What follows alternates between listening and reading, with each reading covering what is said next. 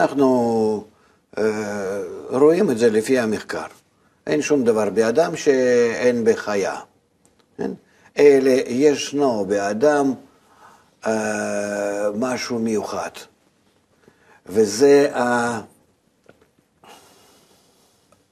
האגו שלו המיוחד, שרוצה לנצל את הזולת, מה שנמצא מחוצה לו, וכל הזמן על ידי זה להתקדם. הוא לומד מהזולת מה יש לזולת, וגם כן רוצה את זה.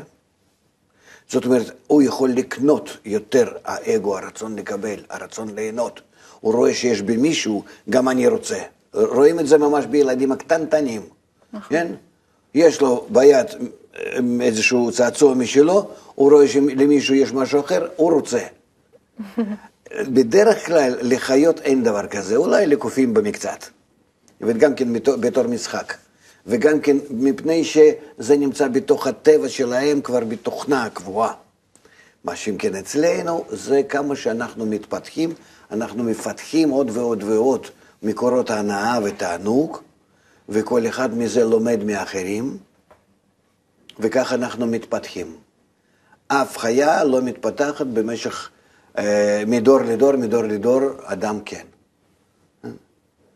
יש לנו איזה שור וחמור, ילדים שלהם גם כן, צאצאים שלהם היו גם כן שור וחמור, כמו שהם, ולא ירצו משהו אחר. הם רוצים עשב וגרעיני חיטה שם נגיד ומים, ואלו ירצו אותו דבר.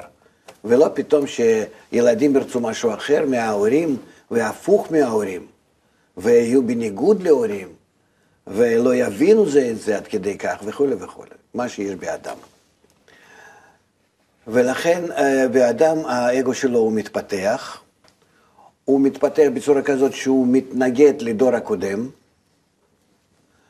הוא עושה לכם מהפכות וכל הזמן נמצא כל הבעיה הזאת, הורים וילדים, כן?